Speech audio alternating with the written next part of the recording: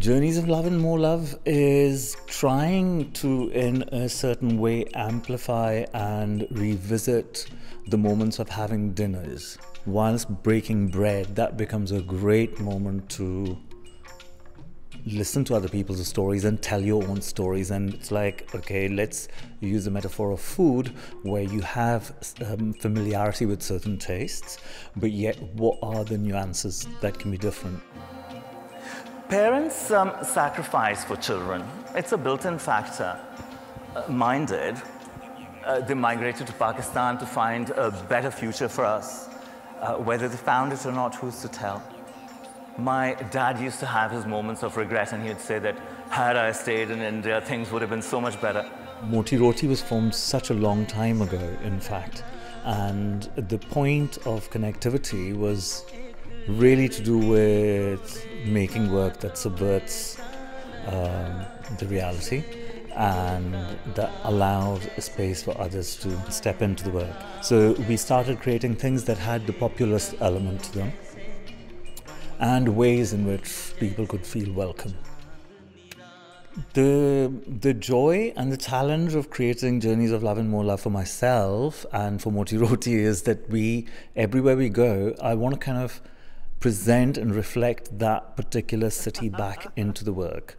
The food sharing workshop that we did with the Multicultural Arts Victoria was designed as a potluck where people were encouraged to bring a dish each and allow each other to guess what the things were that were in front of the people.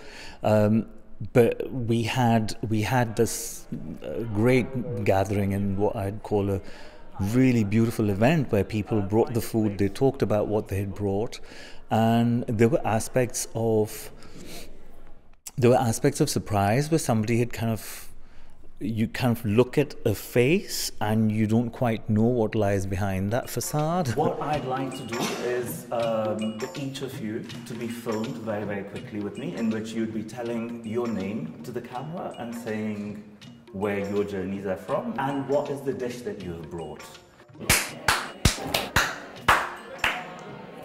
Well, my name's Zoya. My name is Frank Torres. My name is Neda. My name is Vizier Sanya, and I'm from Nagaland. I'm from Chile. I came from Ethiopia. I am Russian. Greek Cypriot. Born and bred in Colombia. I'm born in Iran. Today I prepared something which is very typical for my area.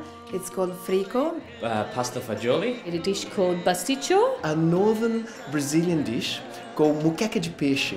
That's the Naga chili is put it here, but I didn't put because if I put it there, no one is going to eat. The second series of works was, of course, to kind of work with the chef and the catering company, because having the idea of what you're going to make at home is different, and I've kind of made those things back in London, or at least attempted some of the dishes that are being presented here in London.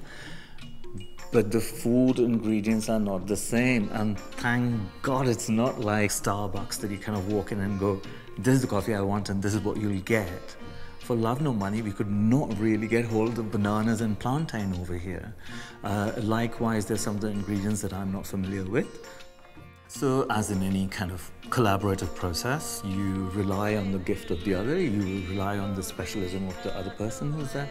I don't know if the audiences can begin to see behind the walls in the same way that unless you begin to have conversations, unless there's certain moments of dissemination that take place, it's only in that dialogue that you begin to see what happens. And the white looks so delicate sitting in there.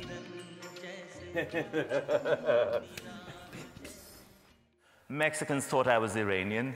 Texans thought I was Puerto Rican. The other day, walking down the streets here, somebody thought I was a lab.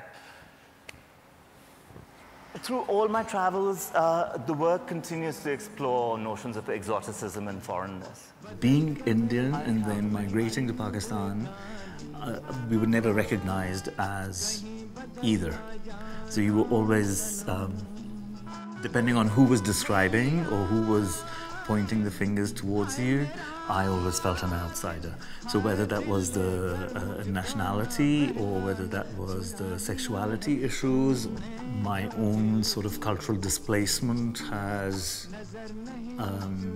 given me the opportunity to create moments of welcome. I can't promise that this next dish comes from my own garden. However, it does come from my heart.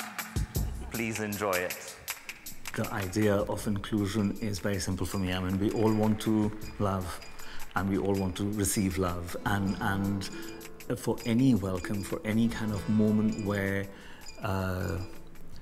you have to be, if you are an outsider and there's somebody who's an insider, so that kind of constant tension between what is outside, what is inside is only possible when there is a sense of mutuality.